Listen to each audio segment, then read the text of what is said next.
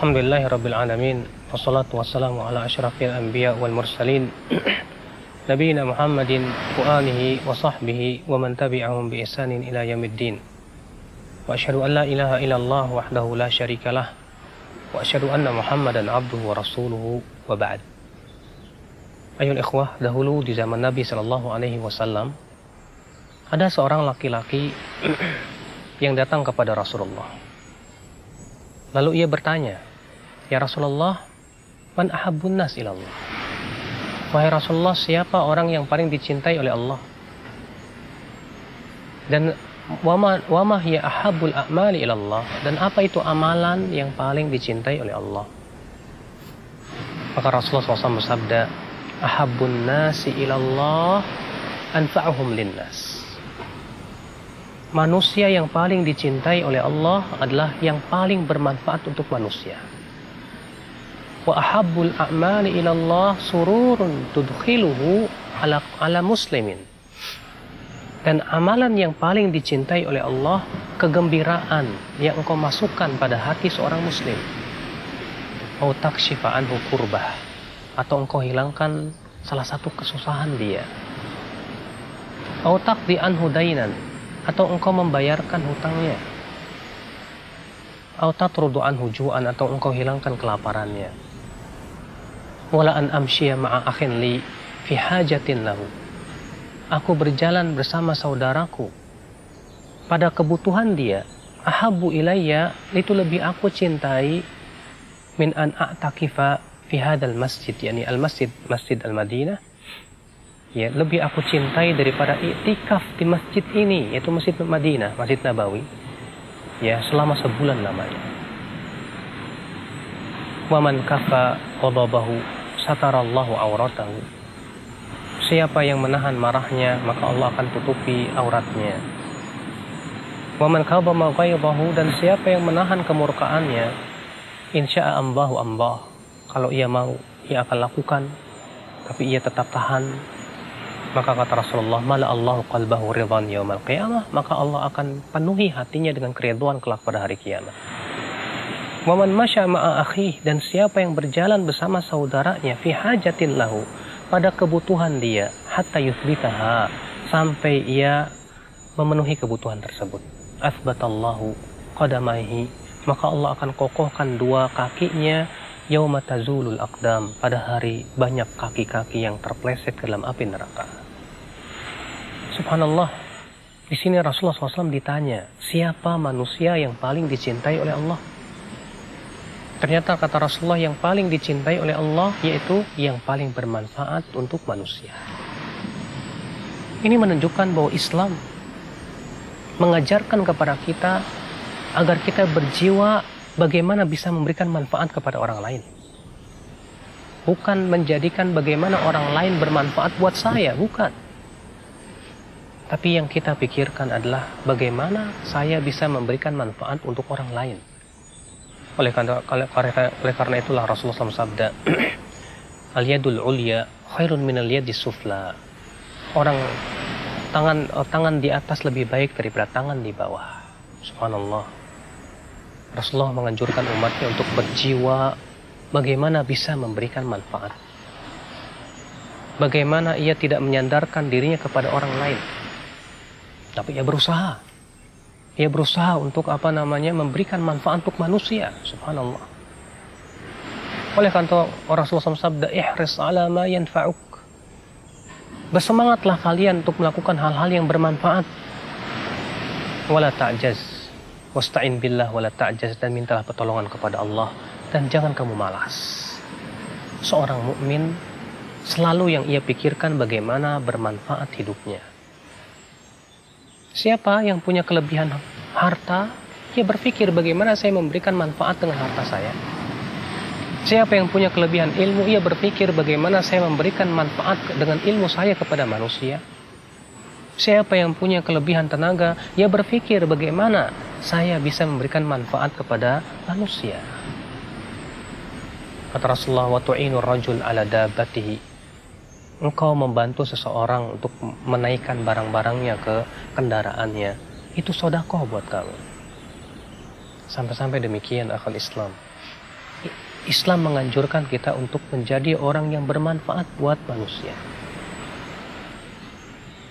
Akhul Islam. Kemudian Rasulullah bersabda, ahabbul a'mali ilallah, dan amal yang paling dicintai oleh Allah, apa itu? Sururun tudkhiluhu ala muslim, kegembiraan yang engkau masukkan pada hati seorang muslim. Masya Allah. Ketika seseorang berusaha ingin menggembirakan saudaranya, ia lihat saudaranya sedang bersedih hati, ia berusaha gembirakan hatinya.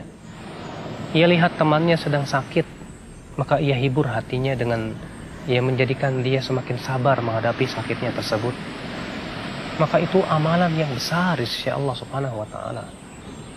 Ya, kata Rasulullah, di antara amalan yang paling dicintai oleh Allah adalah yaitu kegembiraan yang engkau masukkan ke dalam hati seorang muslim, atau engkau hilangkan salah satu kesulitan hidupnya.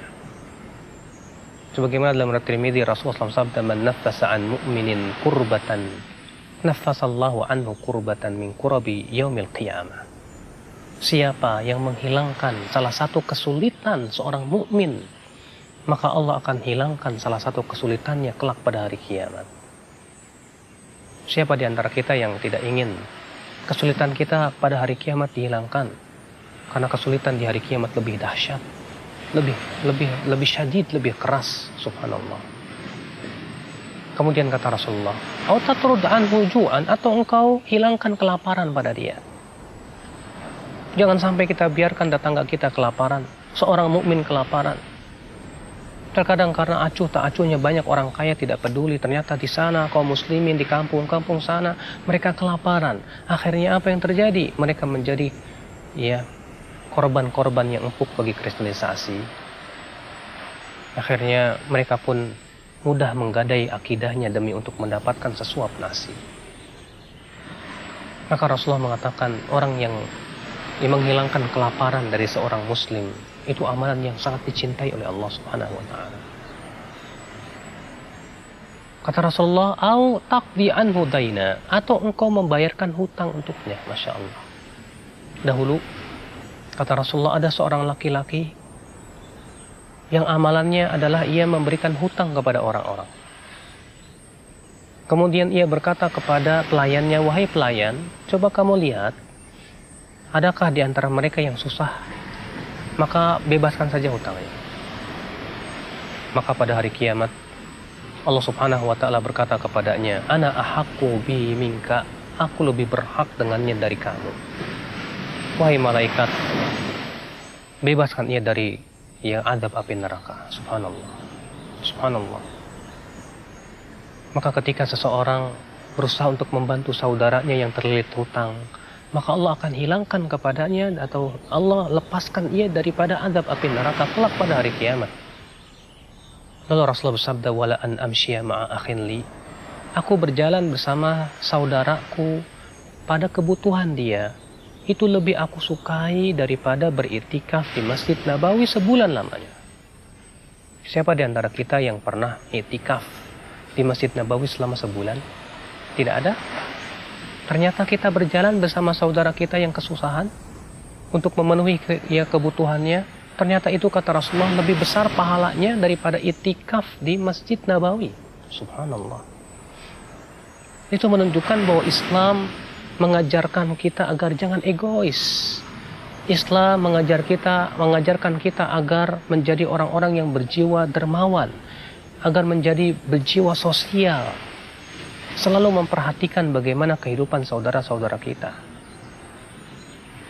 Ya, sampai Rasulullah mengatakan, aku berjalan bersama saudaraku untuk memenuhi hajat dia, itu lebih aku sukai daripada iktikaf di Masjid Nabawi sebulan lamanya.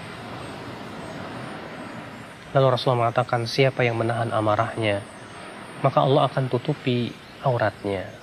Karena amarah seringkali menimbulkan perbuatan-perbuatan atau kata-kata yang tidak terkontrol, akhirnya menjatuhkan martabat pelakunya. Dan siapa yang bisa mampu menahan kemurkaannya padahal ia mampu untuk melaksanakannya, maka Allah akan penuhi hatinya dengan keridhaan kelak pada hari kiamat. Seorang raja yang marah kepada bawahannya padahal dia mampu untuk melakukannya. Seorang suami, ya bapak rumah tangga, ia menahan amarahnya padahal ia mampu untuk melakukannya.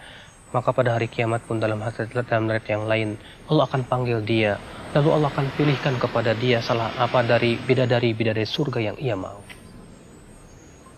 Lalu Rasulullah bersabda, "Wa man masya ma'a akhi." Siapa yang berjalan bersama saudaranya pada kebutuhan dia,